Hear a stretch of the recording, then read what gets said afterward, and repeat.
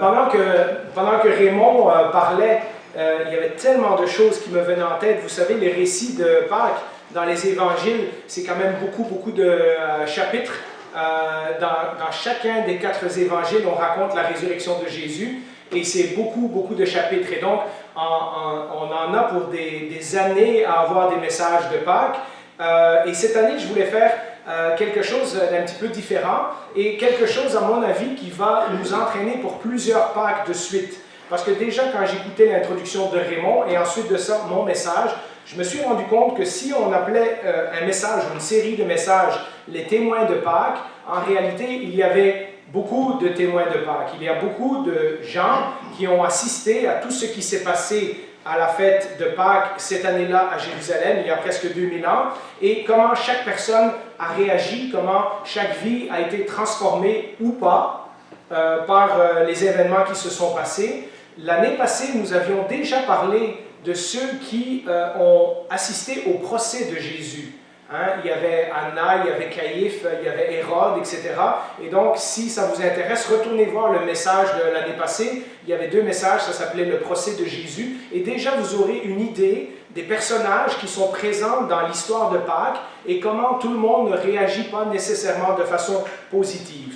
Et donc, aujourd'hui, ça va être un message un peu différent. Je vais vous raconter l'histoire de certaines personnes et tout ce que je vais dire, et vous pouvez le vérifier dans la Bible. Il y a quelques références que je fais, notamment à Pilate, que ce sont des références qu'on trouve dans des livres historiques qui ont été écrits par des historiens romains, mais tout ce que je vais dire, à part quand je dis « on peut imaginer que », eh bien là, ça veut dire que je fais preuve d'imagination.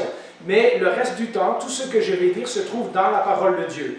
Quand vous recevrez le message, probablement la semaine prochaine, vous recevrez également mes notes, et vous avez 72 versets de référence. Donc, vous en avez pour plusieurs jours à lire et à étudier toutes ces références. Ça va vous donner des munitions pour réfléchir à la résurrection de Jésus pendant un certain temps. Et donc, cette fin de semaine de Pâques, il y a 2000 ans, bien des gens étaient présents à Jérusalem lorsqu'un homme s'est fait crucifier qui s'appelait Jésus de Nazareth. Chacune d'entre elles avait des questions, chacune d'entre elles avait des réactions face à ce qui pouvait ressembler à n'importe quelle autre crucifixion. Et pourtant, cet événement particulier a changé l'histoire du monde. J'ai choisi aujourd'hui de vous présenter 5 témoins, 5 personnes qui étaient là à Pâques ce jour-là. Et comme je l'ai dit, tout ce que j'avance peut être vérifié soit dans les livres historiques, soit dans les récits des 4 évangiles.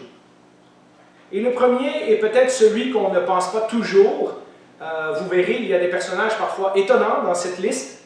Le premier, celui qu'on ne penserait peut-être pas, eh bien c'est le brigand crucifié.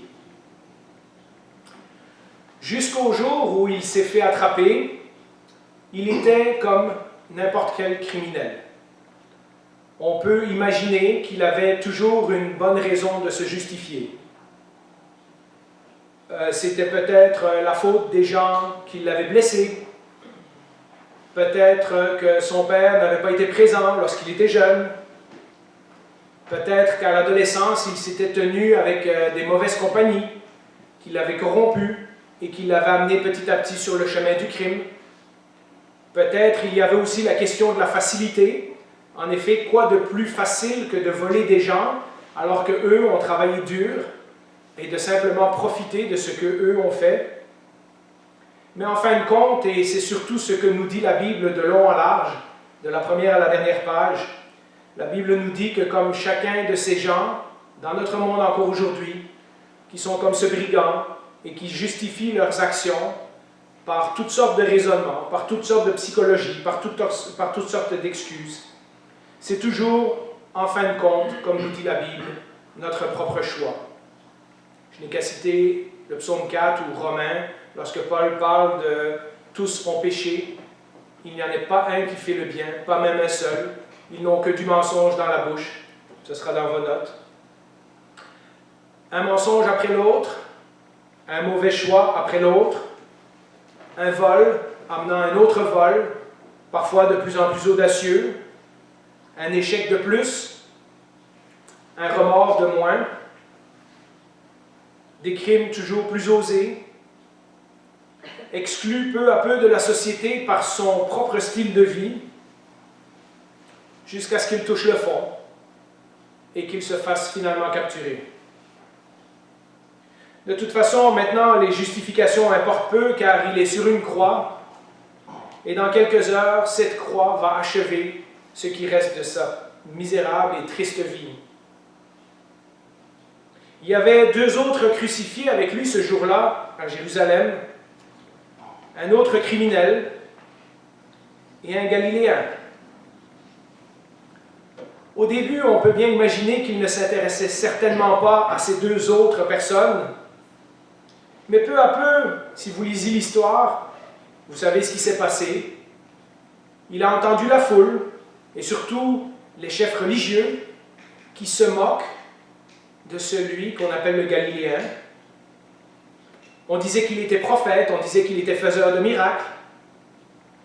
Le roi des Juifs disait l'inscription au-dessus de sa croix. C'était le motif de sa condamnation. C'était parce qu'il avait prétendu être le Fils de Dieu. Encore évidemment une moquerie de Pilate pour rabaisser le peuple juif et ses dirigeants. Et au début, le brigand a fait comme les autres. Il s'est joint aux moqueries et aux demandes et aux attentes. Il lui a demandé si c'était vrai ce qu'on disait de lui alors qu'il descende de la croix et qu'il se sauve lui-même et qu'il sauve également les 2 brigands. Nous lisons cette parole dans Matthieu 27, 44. Les brigands crucifiés avec lui l'insultaient de la même manière. Et peu à peu, les choses ont changé. D'abord, honnêtement, la situation était ridicule, comme elle l'est souvent quand notre haine nous aveugle. Se moquer de quelqu'un qui est sur une croix, alors qu'on est nous-mêmes sur une croix. On est en train de mourir de la même manière, et on se moque de celui qui est à côté. Mais les choses ont changé. Ce Jésus restait silencieux. Comme d'ailleurs nous pouvons lire dans tout le récit de son procès, de son arrestation, de son jugement, de sa comparution devant Pilate, une des choses qui surprend, c'est le calme et le silence de Jésus dans toute cette situation. Comme s'il était prêt à mourir. Comme s'il savait ce qui l'attendait. Comme si n'importe quelle défense qu'il aurait pu faire en sa faveur était peine perdue de toute façon. Il y avait un plan, et ce plan, c'était celui de Dieu, et c'était celui que le Fils finisse sur la croix. Et Jésus ne s'est pas détourné de ce plan. Sur la croix non plus, il ne rendait pas injure pour injure, comme nous dit Ésaïe. Il n'essayait même pas de se défendre non plus. Et puis, on peut imaginer que, en lisant le récit de Jean, que le brigand a entendu Jésus qui réconforte sa mère, comme il avait réconforté auparavant les femmes qui l'accompagnaient sur le chemin de Golgotha, en disant « Ne pleurez pas pour moi, mais pleurez pour vos enfants ». Et puis, il a certainement entendu Jésus prier que Dieu pardonne à ceux qui étaient en train de le crucifier. Et puis, il parlait comme s'il connaissait Dieu personnellement. « Mon Père, pourquoi m'as-tu abandonné ?» Et tous ces chefs religieux, s'ils n'avaient pas peur de lui, ils l'auraient laissé aller. Après tout, comme le dit Max Lucado, on ne tue un roi que s'il a véritablement un royaume. Se pourrait-il qu'il soit vraiment le Messie? Se pourrait-il qu'il soit vraiment le roi, qu'il soit vraiment le Fils de Dieu? Puis, quand l'autre voyou a recommencé à se moquer de lui, c'en était trop. Eux 2 étaient sur la croix, punis pour leurs propres crimes, et ils le savaient très bien. Mais pourquoi on mettait à mort ce Galiléen qui n'avait rien fait? Et il y a certainement, comme dans chaque conversion, ce moment qui est parfois très bref, où il a compris que devant Dieu, lui, il était véritablement coupable et que ce Jésus était véritablement innocent. Il a compris qu'il subissait, lui, sur la croix, la punition de ses nombreux crimes. Mais dans son désespoir, il réalise qu'il ne veut pas non plus, après la croix, subir la punition de Dieu pour l'éternité. Et dans son désespoir, si Jésus est vraiment Fils de Dieu, alors qu'a-t-il à perdre? Souviens-toi de moi quand tu viendras dans ton règne. Les mots étaient sortis tout seuls, mais c'était probablement tout ce qui lui restait. Qu'allait dire Jésus? Allait-il encore rester silencieux? Allait-il lui répondre peut-être qu'il se trompait de personne? Allait-il le rejeter? Ou allait-il peut-être le condamner encore plus? La réponse ne s'est pas fait attendre. Je te le dis, en vérité, aujourd'hui, tu seras avec moi dans le paradis. Quelle déclaration extraordinaire d'un homme accroché comme lui sur la croix. En ce moment, il a su avec certitude que Jésus était véritablement le Messie. On peut imaginer qu'à un bref instant, en regardant Jésus, il a vu dans ses yeux la joie que ressent le berger lorsqu'une brebis égarée rentre au bercail. Aujourd'hui, ce brigand qui croyait peut-être que la vie s'arrête sur la croix, on choisit souvent une vie de crime parce qu'on pense qu'il n'y a rien après. Ce brigand qui pensait peut-être affronter la colère de Dieu sans trop savoir ce qu'il dirait à Dieu pour le genre de vie qu'il a vécu ici, eh bien aujourd'hui, ce brigand est consolé dans la présence du Seigneur. Un jour, lorsque nous marcherons les rues pavées d'or du ciel, nous le rencontrerons et il nous racontera encore et encore son histoire. Une telle grâce, un tel amour sont incompréhensibles. Je méritais l'enfer et j'ai reçu le ciel. Je n'avais rien à offrir et je partage maintenant la gloire de Christ pour l'éternité. Je méritais la condamnation de Dieu et j'ai reçu son pardon. Il y a un autre personnage dont nous avons parlé abondamment dans les années précédentes, mais je veux quand même revenir sur lui parce qu'il est important. Il représente un genre de réaction qu'on peut avoir face à la croix, et il s'agit de Pilate. Alors Pilate, c'est celui qui est devenu gouverneur de la province de Judée, et il est devenu gouverneur grâce à ses contacts. On sait qu'il était proche de l'empereur Tibère, et c'est comme ça qu'il a eu le poste de gouverneur. Rapidement, l'histoire nous raconte, il y a plusieurs livres historiques qui ont été écrits sur Pilate. C'est dans les archives romaines, on peut encore retrouver des traces de la vie de Pilate dans les écrits de certains auteurs romains. Nous apprenons que rapidement, il s'est mis à détester le peuple juif. Mais être gouverneur, c'était une occasion de s'enrichir. Parce qu'évidemment, le gouverneur collectait des taxes pour Rome, mais lorsqu'il avait collecté les taxes, il prenait toujours un peu plus pour lui-même. C'était une pratique courante dans l'Empire romain. C'était une façon de récompenser un fidèle serviteur de l'État. On lui donnait une province à gouverner pendant un certain nombre d'années, et c'était le moment où il construisait sa richesse. C'était une occasion de se faire un nom, et c'était une occasion d'exercer le pouvoir absolu. À Rome, il aurait été le second, ou le troisième, ou le quatrième après l'empereur. Mais ici, à Jérusalem, il représente toute la puissance de l'Empire romain. Ces Juifs, et nous lisons plusieurs histoires dans les évangiles, avec leurs obsessions des coutumes religieuses et leur farouche attachement à un Dieu unique, semblaient vraiment être en confrontation constante avec Pilate.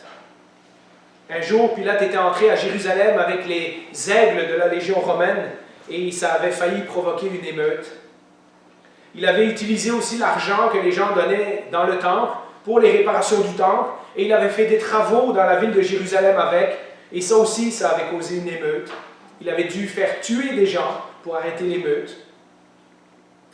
Un des évangiles nous raconte qu'à un moment donné, il a fait massacrer des Juifs innocents, et il a mêlé leur sang avec le sang des sacrifices, parce qu'ils étaient devenus trop dérangeants.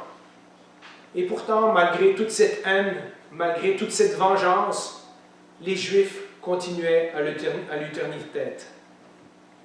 Il y a quelques jours, lors de la fête de la Pâque, les chefs religieux sont venus le voir pour qu'il leur donne la condamnation à mort d'un pauvre Galiléen.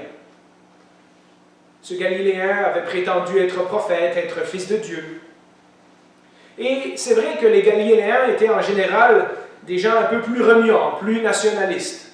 Ceux qui habitaient en Judée devaient faire des compromis avec les Romains, alors que ceux qui habitaient en Galilée étaient loin du centre du pouvoir et se permettaient de parler un peu plus sur le dos de l'envahisseur. Et donc les Galiléens causaient souvent du trouble en Israël. C'est d'ailleurs pour ça que Pilate, lorsqu'il venait à la fête de Pâques, chaque année à Jérusalem, venait avec un détachement militaire. Mais ce Galiléen, après l'avoir interrogé, lui semblait totalement innocent. Même si, à la rigueur, les idées de Jésus sur la vérité et sur l'autorité étaient un peu farfelues, se disait Pilate, Pilate a vite compris que cet homme dérangeait les chefs religieux et que ceux-ci avaient trouvé toutes sortes de faux prétextes pour l'accuser. Plusieurs fois, d'ailleurs, il a essayé de le libérer, mais sans succès. Et puis, quand il apprend que Hérode, le roi de Galilée, enfin le souverain de Galilée, est à Jérusalem aussi à la fête de Pâques, vous savez, il l'a envoyé voir Hérode. Après tout, que ce soit un juif qui règle les problèmes des juifs. Nous lisons ça dans Luc 23, verset 7. Ayant appris qu'il était de la juridiction d'Hérode, il le renvoya à Hérode, qui se trouvait aussi à Jérusalem en ces jours-là. Et vous connaissez l'histoire. Hérode, après avoir examiné Jésus, après s'être moqué de lui, après avoir demandé des miracles que Jésus ne fera pas, Hérode l'a renvoyé à Pilate. Et Pilate, nous dit la Bible, détestait bien Hérode avant ce temps-là. Et après cet épisode, ils sont devenus amis. Comme quoi, deux dirigeants cruels et autoritaires peuvent toujours trouver un terrain d'entente quand il s'agit de combattre la vérité.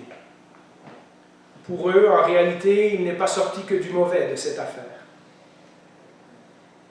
Mais Pilate a essayé de libérer Jésus au moins 3 fois, nous disent les évangiles. Il voulait bien faire justice, mais quand même pas aux dépens de ses intérêts personnels. Alors il fait battre ce Jésus, même s'il ne le trouve pas coupable. Nous lisons dans Luc 23, au verset 22, « Pilate leur dit pour la 3e fois, « Quel mal a-t-il fait? Je n'ai trouvé en lui rien qui mérite la mort. Je le relâcherai donc après l'avoir fait battre des verges. » Mais les chefs religieux ne sont pas satisfaits. Ils leur proposent de libérer un criminel ou Jésus, ils choisissent le criminel. Et alors, peut-être fatigués des confrontations, peut-être incapables de prendre une décision difficile, autrement que par l'usage de la force, toujours en est-il que Pilate décide de rejeter la faute sur les Juifs. Et pour montrer qu'il n'est pas responsable, il fait ce fameux geste qui est devenu une expression dans notre langage. Il fait cette cérémonie symbolique de se laver les mains et dire « Ce qui arrive n'est pas de ma faute ». Et il leur livre Jésus. Il en a quand même profité à la toute dernière minute pour leur lancer une dernière insulte aux Juifs, en indiquant comme motif de la condamnation sur la croix, celui-ci est le roi des Juifs. Vous vous rappelez d'ailleurs que les prêtres et les sacrificateurs viendront voir Pilate en disant « Non, non, non, non, celui-ci a dit qu'il était le roi des Juifs. » Et Pilate dit « Non, non, ce que j'ai écrit, je l'ai écrit. » Donc c'est une dernière insulte aux dirigeants religieux juifs. Mais vous savez, en voulant se laver les mains, en voulant ne pas prendre de décision, Pilate a quand même pris une décision, celle de laisser mourir Jésus. Et puis, il y a un autre homme qui s'appelle Joseph. Joseph d'Arimathée. Il est membre du Grand Conseil, ce que la Bible appelle le Sanhédrin. C'était un conseil d'environ 70 chefs religieux qui réglaient la vie politique, judiciaire et religieuse, surtout en Israël. c'est les Romains qui avaient le pouvoir ultime, mais pour toutes les questions de temple et les questions de pratique et de coutume, etc., c'était ces gens-là qui contrôlaient tout ce qui était religion, etc. Eh bien, ce Joseph d'Arimathée, on apprend, était un membre du Sanhédrin. Ou du moins, il a été un membre, parce qu'au moment où je vous parle, il est en train de se poser des sérieuses questions sur son avenir dans ce Sanhédrin. C'est un personnage très religieux depuis son enfance. Il est attiré par les choses de Dieu, nous dit la Bible. Nous lisons dans Marc 15, verset 43. Alors arriva Joseph d'Arimathée, conseiller de distinction, qui lui-même attendait aussi le royaume de Dieu. Donc on peut imaginer que c'est un homme très religieux. Et quand l'occasion de s'impliquer dans les affaires religieuses de son peuple s'est présentée, il a accepté. On ne choisissait pas n'importe qui pour faire partie du Sanhédrin. Ce sont des gens qui avaient déjà fait carrière, qui avaient un certain âge, qui avaient une certaine réputation dans la communauté et qui avaient aussi une bonne connaissance des lois et de la parole de Dieu. Mais il n'y avait pas que de bonnes choses dans ce Sanhédrin, dans ce grand conseil. Beaucoup de leurs décisions étaient de la politique mêlée avec la religion.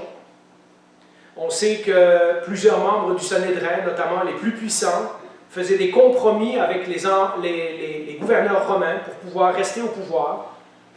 Il y avait toutes sortes de traditions religieuses qu'ils imposaient à tout le pays, parce que le parti qui dominait le Sanhédrin, c'était les pharisiens, et ils étaient majoritaires, et donc ils imposaient leur opinion. Ce parti des pharisiens dont faisait d'ailleurs partie son ami Nicodème. Des règles qu'il aurait pu penser utiles à un moment donné, mais de plus en plus difficiles à suivre pour le reste du peuple. Et puis il avait pu constater cet acharnement des autres membres du Sanhédrin contre tous ceux qui ne faisaient pas les choses comme eux.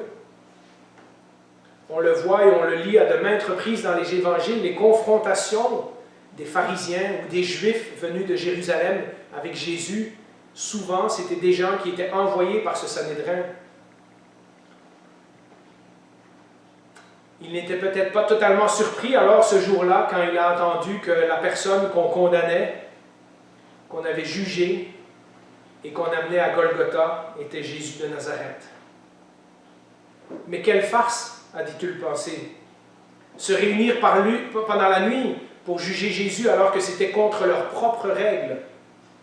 Les accusations étaient contradictoires, nous disent les évangiles. Plusieurs membres du conseil, dont lui-même et Nicodème, entre autres, n'étaient même pas là. Et normalement, ils devaient être tous présents.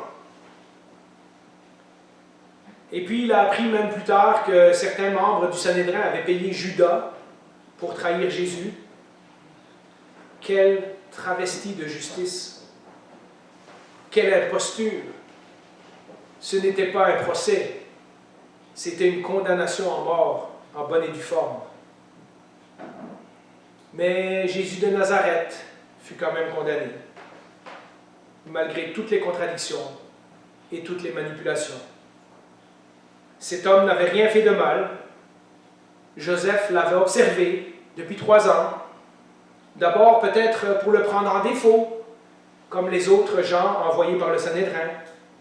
Puisqu'Arimathée est en Judée et que Jésus prêchait en Galilée, on suppose que Joseph a fait le voyage en Galilée plusieurs fois. On peut supposer qu'à un moment donné, il a peut-être fait partie d'un groupe qui avait été envoyé pour prendre Jésus en défaut. Mais il s'était rendu compte que cet homme parlait avec une autorité peu commune, comme un véritable envoyé de Dieu. Il s'était rendu compte que ce que Jésus disait et faisait correspondait à un tas de prophéties de l'Ancien Testament que lui avait appris dans son jeune âge.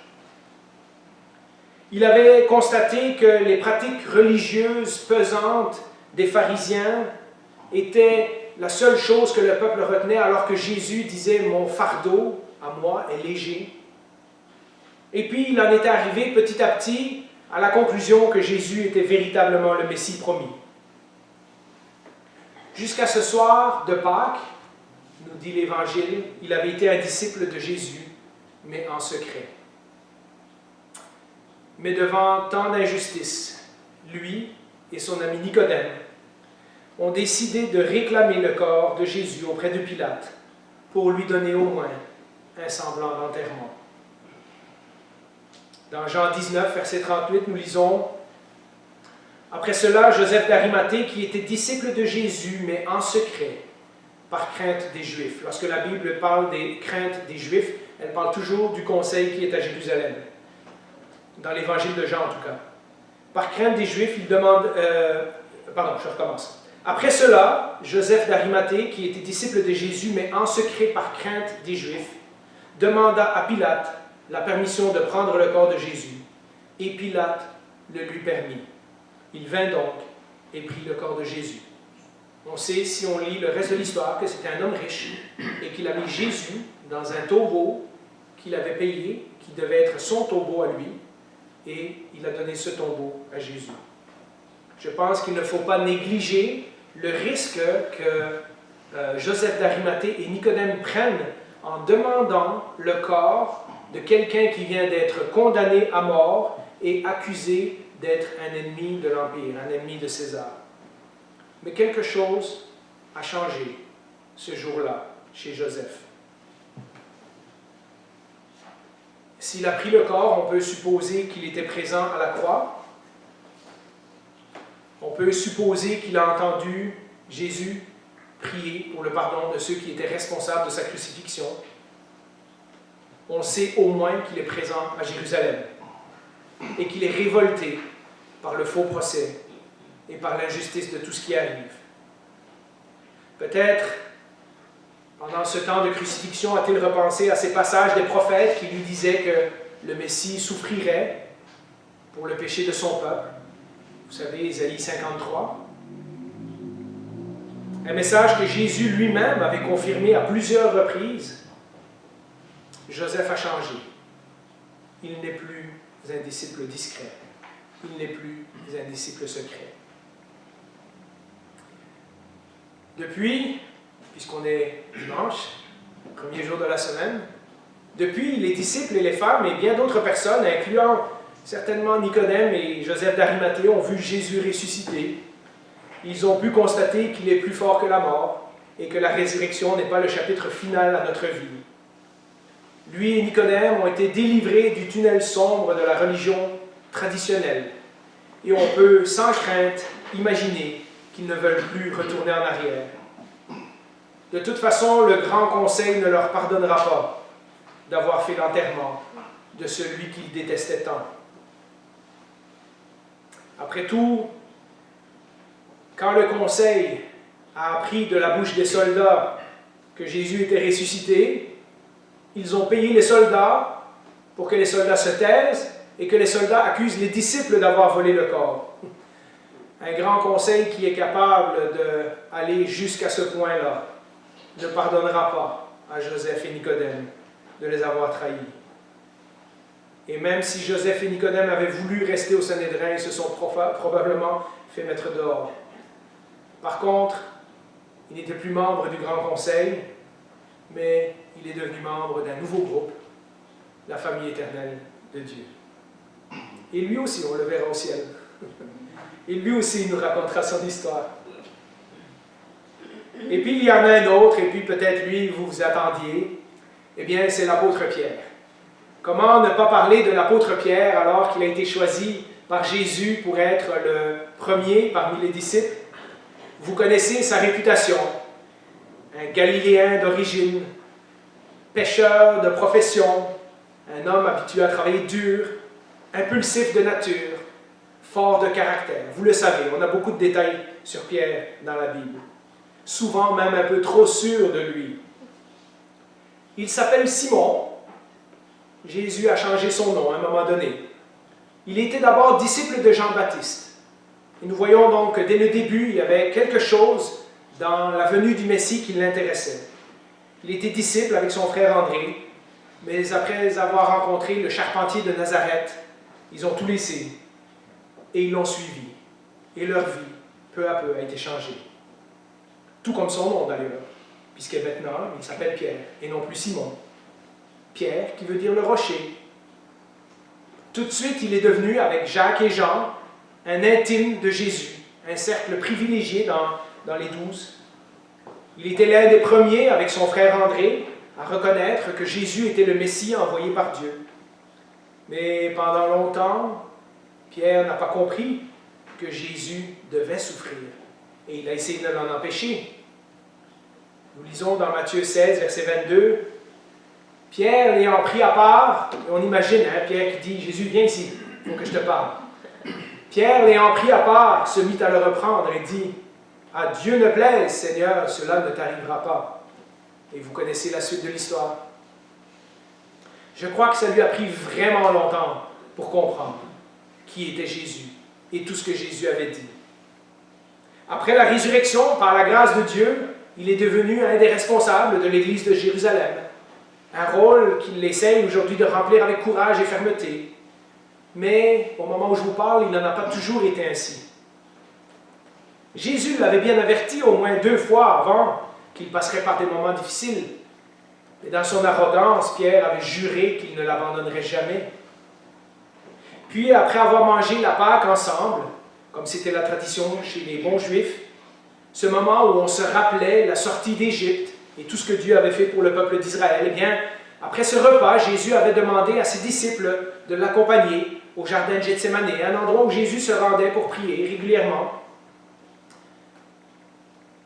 Et ils s'étaient tous endormis. Alors, quand Judas est arrivé avec la foule pour arrêter Jésus, Pierre a peut-être voulu se racheter et il sort son épée pour défendre le maître. Après tout, quelques secondes auparavant, quand les gens ont demandé qui est Jésus et que Jésus a dit « c'est moi », toute la foule était tellement impressionnée qu'ils ont reculé et sont tombés à terre. On peut imaginer que pendant un bref instant, les disciples s'attendent à ce que Jésus va encore faire une démonstration de sa puissance, un de ces miracles dont Jésus a le secret, et que les gens vont regretter d'être venus l'arrêter. Alors Pierre s'emporte, il sort son épée, il essaye de couper la tête du premier qui est devant lui, il le rate, il lui coupe l'oreille. Jésus l'interrompt, prend l'oreille, recolle l'oreille de Malchus, dit à Pierre de laisser son épée, et puis il se laisse arrêter. Et là, c'en est trop. Ils se sont tous enfuis. Comment a-t-il pu être si lâche après un tel acte de bravoure, on se le demande. Mais l'histoire ne finit pas là, heureusement. Alors il décide de suivre cette petite troupe de loin pour voir ce qui se passerait. Peut-être qu'il aura une autre chance d'intervenir. Après tout, c'est lui le leader du groupe. Là, il se mêle à un groupe qui est autour du feu, dans la cour du grand prêtre, là où Jésus est en train d'être accusé. Et puis, certains l'ont reconnu. Surtout à cause de son accent galiléen. Il a beau jurer qu'il ne le connaissait pas, on ne le croit pas. Et au moment où il est en train d'appeler Dieu à témoin, le coq a chanté. Et tout à coup, il se rappelle que Jésus l'avait averti qu'il le renierait. Complètement démoli, son orgueil vient de prendre un coup fatal. Il vient de trahir son meilleur ami. Il vient de briser toutes ses promesses. Jamais il ne pourra se pardonner. Mais comme je l'ai dit, l'histoire ne finit pas là. Il a appris plus tard que Judas, lui aussi pris de remords, s'était suicidé. Mais le Seigneur a empêché Pierre de commettre le même geste. Malgré tout son désespoir, après la mort de Jésus, Pierre et les autres disciples se sont retrouvés dans une maison. Et puis il y a ce dimanche matin, premier jour de la semaine, il a ce message des anges que les femmes leur ont rapporté. Il semble que Jésus est revenu à la vie et qu'il va les attendre en Galilée comme il l'avait promis.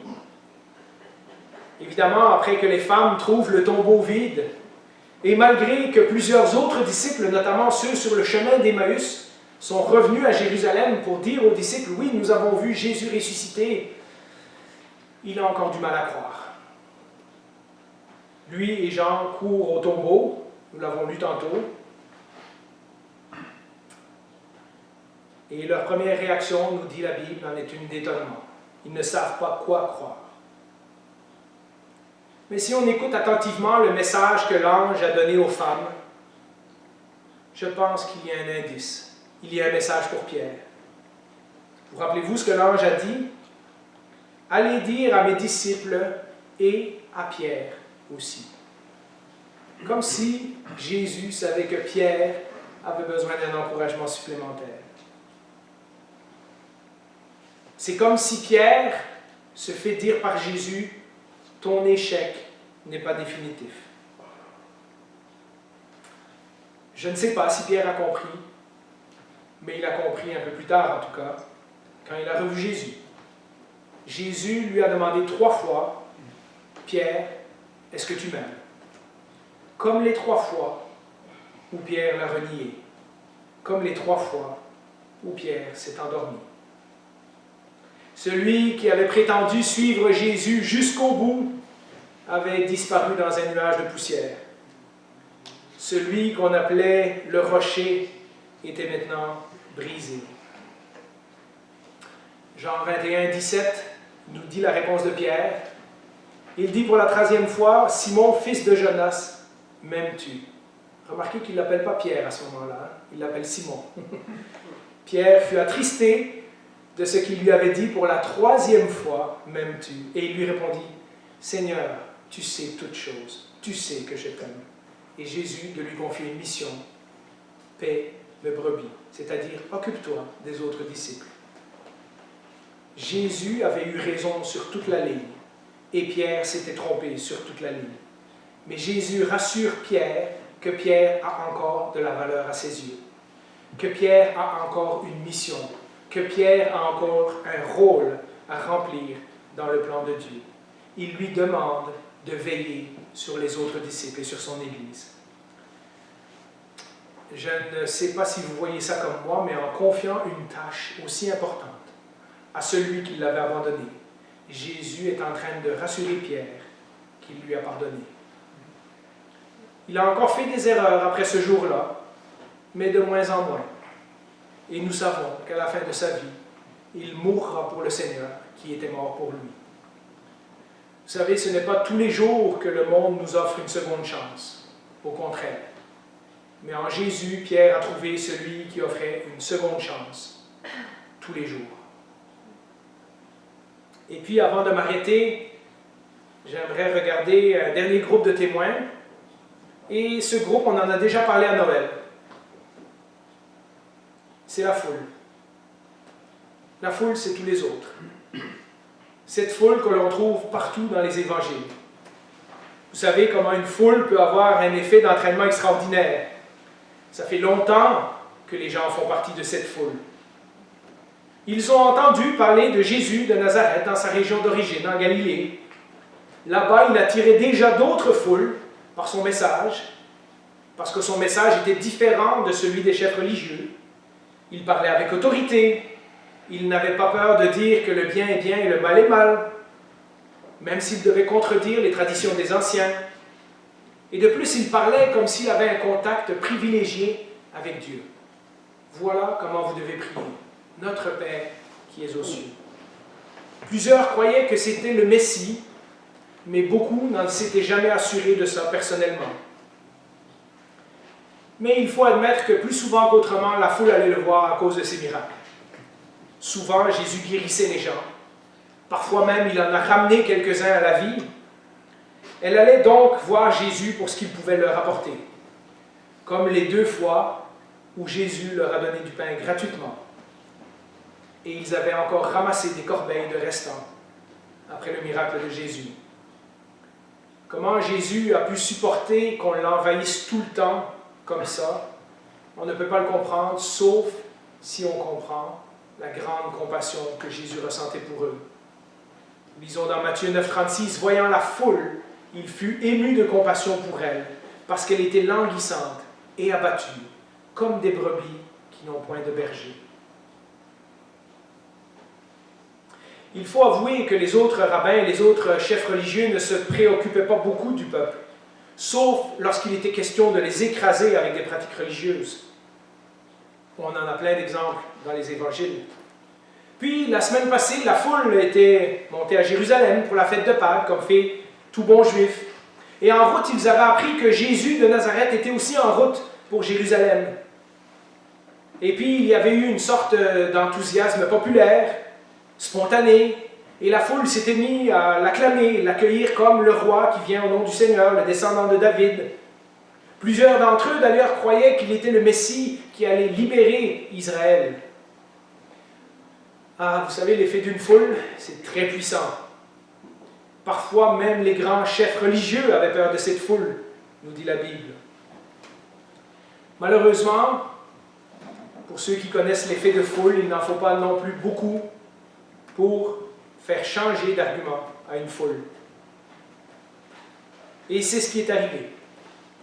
Jésus de Nazareth a été jugé et trouvé coupable de blasphème par les chefs religieux. Et ces chefs religieux semblent avoir des bonnes explications, des bons arguments pour échauffer la foule. Puis il y a eu ce Pilate que les gens détestent tellement,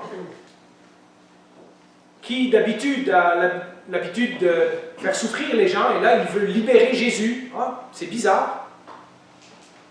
Puis après tout, s'il est le Messie, il ne se laisserait pas faire comme ça. Peut-être que Dieu l'avait abandonné, ou pire encore, peut-être qu'il avait menti, qu'il avait joué la comédie depuis 3 ans. Et à bien y penser, on l'attendait toujours, ce fameux royaume de Dieu. Et alors, les injures ont commencé. Et puis la colère. Et puis finalement la haine. Qu'on le crucifie donc, il le mérite bien. Et puis, tant qu'on y est, autant qu'on libère Barabbas.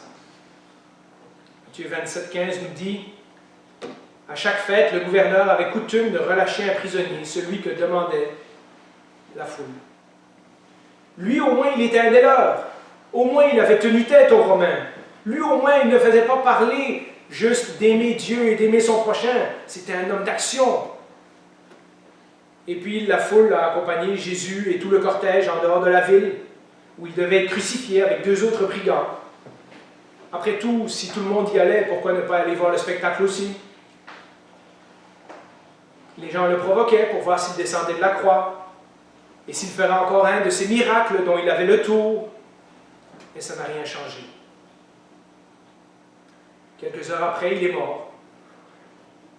Peut-être quelques-uns dans la foule se sont sentis honteux quand ils l'ont entendu prier Dieu de leur pardonner. Mais maintenant, c'est trop tard.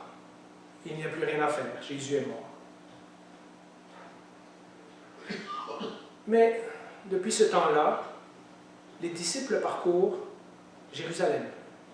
Et ils disent que Jésus était vraiment le Messie et qu'ils l'ont vu ressusciter. Ah, mais tout ça, c'est des rumeurs populaires. La foule n'aime pas croire à ce genre d'affaires. Et puis si c'était vrai, lorsqu'on fait partie de la foule, on n'a pas tellement envie de se faire remarquer. Après tout, si je me mets à croire en ce Jésus, que penseraient les autres?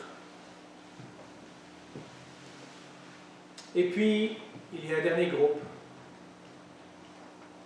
Et je vous pose la question, et vous? Je m'inclus dans cette question. Peut-être vous vous êtes reconnu dans un ou plusieurs de ces personnages. Le criminel sur la croix méritait l'enfer et il a reçu le ciel. Au lieu de la colère de Dieu, il a reçu son pardon. Peut-être que c'est vous. Joseph, c'est le chef religieux qui a été libéré de la religion et des bonnes œuvres et qui a rencontré un Dieu personnel. Pilate a cru pouvoir se débarrasser de ses responsabilités. Oui, c'est une bonne histoire, mais j'y ferai attention une autre fois. Mais une attitude indifférente constitue aussi une décision. Et dans ce cas-ci, c'est une décision contre Jésus. Pierre, celui qui croyait bien connaître Jésus, a appris que Dieu est le Dieu des secondes chances, pour ceux qui veulent bien admettre qu'ils ont gâché les premières. Quant à l'inconnu dans la foule, il a simplement suivi les autres. Il était si près de Jésus, et pourtant si loin. Alors laissez-moi de nouveau vous poser la question. Et vous? Amen. Je ne peux pas retourner m'asseoir à mon piano et inviter les musiciens. On va chanter 2 chants. Mais je ne peux pas retourner m'asseoir avant d'avoir fait cette salutation qu'on fait à Pâques. Je vais dire Christ est ressuscité. Vous répondez, il est vraiment ressuscité. Alors, Christ est ressuscité. Il est vraiment ressuscité. Christ est ressuscité. Il est vraiment ressuscité. Christ est ressuscité. Il est vraiment ressuscité. Et j'espère que cette affirmation est vraie dans votre vie également. Amen.